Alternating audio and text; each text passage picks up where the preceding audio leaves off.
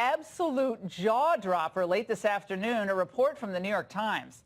It lays out that in the spring of 2017, Deputy AG Rod Rosenstein suggested secretly recording President Trump and discussed invoking the 25th Amendment to throw the president out of office.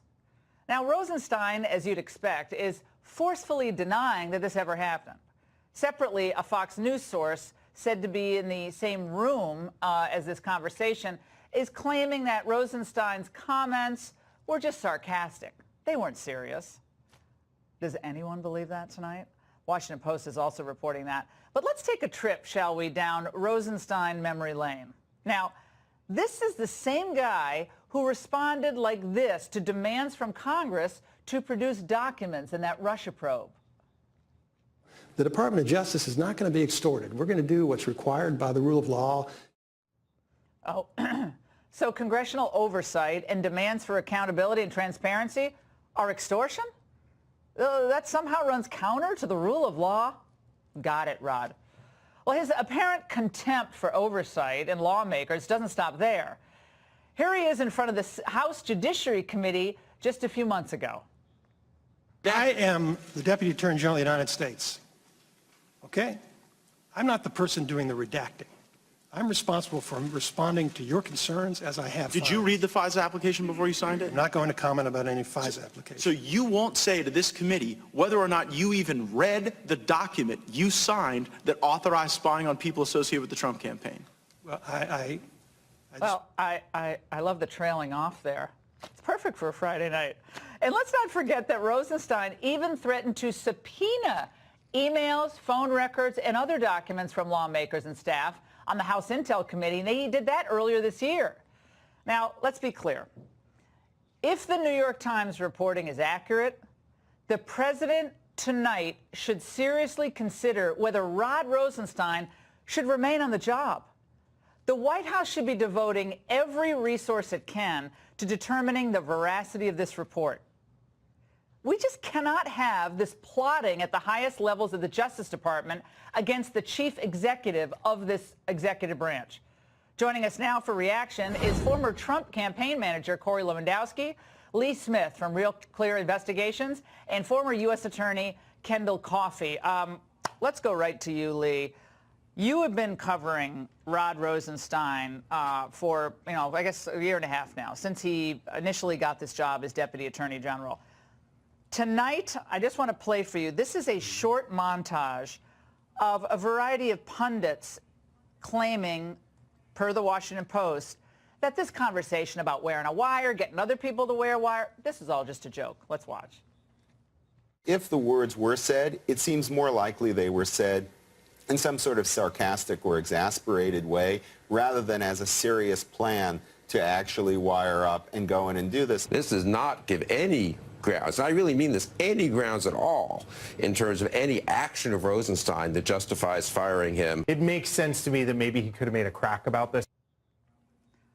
Lee. Yeah, I mean, I think it's important to see the Rosenstein story, the story about Rosenstein in the Times and in the Post. These are both part of the declassification issue. They need to be seen in the context of a week's How so? Explain that. Okay, we've seen since Monday when the president said he was going to declassify documents. Over the last week, the New York Times, ABC News, a number of publications have had stories trying to block the declassification. They've been sourced to former and current U.S. officials. I see this as part of the same thing. The Times stories apparently sourced to Andy McCabe. He says he didn't talk. He said his people are saying they didn't talk to the Times on that. The lawyer's statement looks to me like a non-denial denial on Twitter. I think what it looks like is that McCabe or someone close to McCabe is threatening Rosenstein, saying, hey, I've got a lot of dirty stuff on you as well. If these things aren't declassified, you're going down with me. Unbeknownst to Andrew McCabe, it appears, according to my sources, that sometime between last night and this morning, Rod Rosenstein went in and talked to President Trump and convinced him to hold off on declassifying the documents, kick them instead over to the Inspector General. What is that going to do? The Inspector General, how does that help the president? Exactly. It does not help the president. The purpose was to delay, but it was Rosenstein, apparently, who convinced Trump to do it. unbeknownst to McCabe, the wrathful McCabe had no idea. Presumably the Times story was in the works for several days. The story drops a couple of hours after Trump tweets that the documents are going to go to the IG, and you can imagine Rosenstein's horror. McCabe has blown this beautiful plan I had to get us both in the clear. I think that's what happened. Rosenstein's effort to cover up, again, the Post story appears sourced to him, and the idea is we have to cover this up. I was telling a joke. Of course I wouldn't do such a thing. Andy McCabe didn't get my joke. This is what I understand. If it's a joke, he and Corey, you can chime in here. He must have a really lame sense of humor, because here's a joke isn't, hey, let's wear a wire. I'll wear a wire. Or someone else, one of you can, and then we'll get someone to invoke the 25th Amendment. Maybe I can get Sessions. How is that funny? There's no tee-hee, giggle in any of that. Corey, I think he's right. I think Lee is right. This is all about the declassification. Trump backtracked for some reason, and I think that was a big gift to Rosenstein, because he's worried about that FISA application and the fact that exculpatory information was not put in that FISA application to monitor Carter Page. Corey.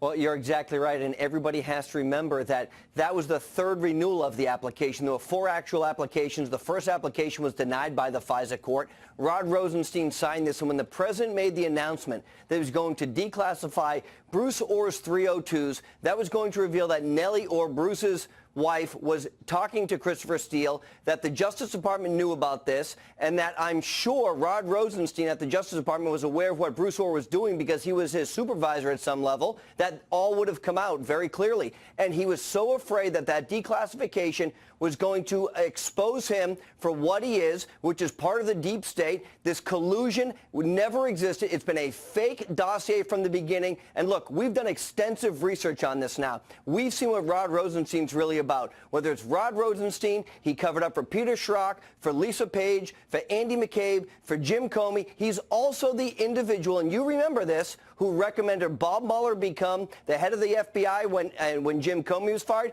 And then the next day, he personally appointed Bob Mueller as a special counsel to investigate this president. Tonight, the president briefly referenced this issue with the secret recording. Let's watch. We have great people in the Department of Justice. We have great people. These are people, I really believe, you take a poll, I got to be at 95%. But you had some real bad ones. You've seen what's happened at the FBI. They're all gone. But there's a lingering stench, and we're going to get rid of that, too. Kendall, lingering stench. Your thoughts there? Who's he referring to? Pray tell.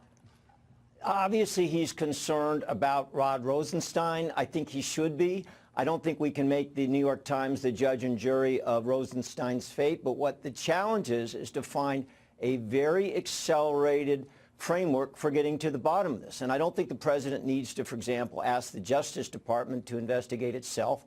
I think he has the power and perhaps should go ahead and put together an investigative mechanism, perhaps relying in part on the White House counsel's office, so that they can get access, redacted, blacked out in certain places or not, to whatever these McCabe memos are, and at some point to bring Rod Rosenstein into the office, look him in the eye, as the president has famously done, a lot of hired and fired people, looked in the eye, and see if he can get an adequate explanation for this. Because if it's true, if the way it's being presented in the New York Times is true, it's something very, very troubling that can't be continuing.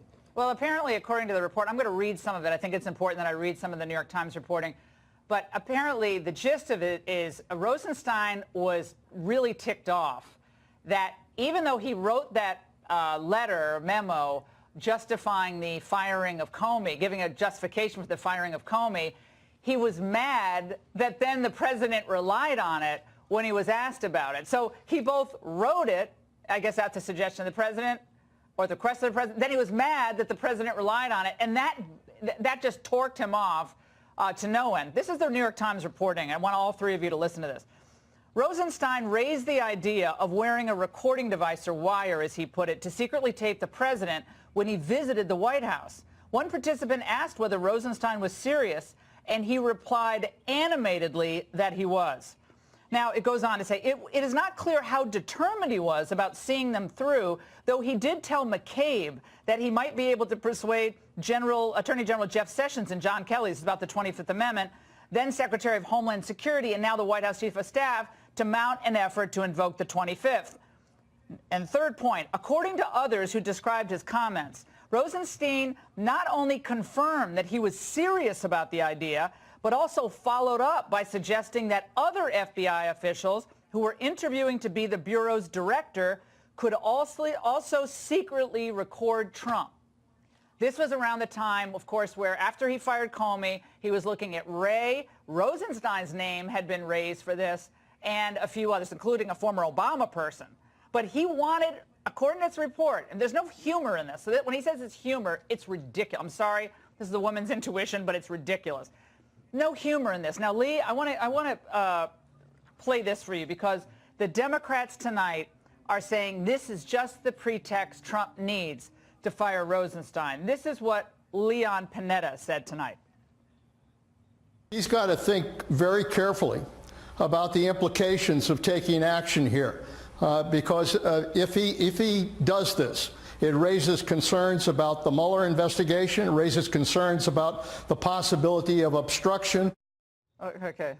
Why would it be obstruction of justice? The Mueller investigation goes on. I mean, I think the whole thing has it exactly opposite. I mean, it was Rosenstein who appointed him. I think the interesting thing and revelatory thing about these two stories is it exposes a lot of people, a lot of wrongdoers at the FBI and DOJ. They're turning on each other like rats.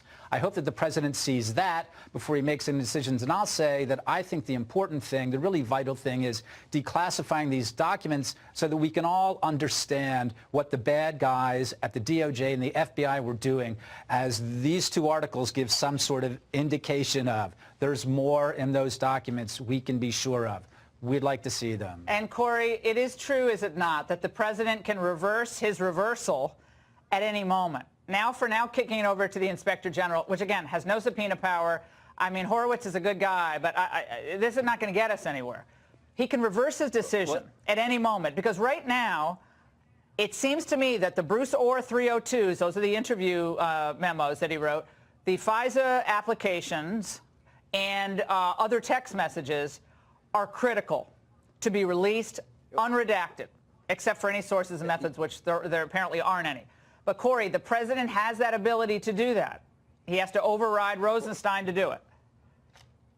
Well, that's right. But you have to remember, Laura, when he said he was going to redact, there was only certain pages of that FISA application, so there's no concern from a national security perspective. I think it was pages 10 through 12 and then 14 other pages there. So it wasn't the entire application. So that's perfectly fine. But you also have to remember, Andrew McCabe has been referred by the IG for a criminal referral. That referral is sitting at the Department of Justice. My guess is Rod Rosenstein is the one who's deciding whether or not Andrew McCabe is going to be prosecuted for lying under oath to the FBI on 3 separate occasions, particularly when he was the acting director of the FBI after Jim Comey was fired. So, look, these guys ran this tight little cabal that they never thought anyone was ever going to get caught, between Jim Comey, Andrew McCabe, Peter Strzok, Lisa Page, Bruce Orr, Rod Rosenstein. These guys did things. And then you throw in Clapper and Brennan, and you've got the making of a story that nobody could actually believe, that these 9 or 10 individuals have tried from day one to take down a duly elected president. Not only they're a deep state, they're an enemy of the people.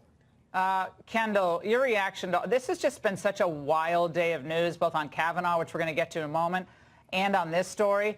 But I don't see how this continues with this white-hot tension between the president and the Justice Department. Not about even Mueller at this point. This is just about the running of the department and just basically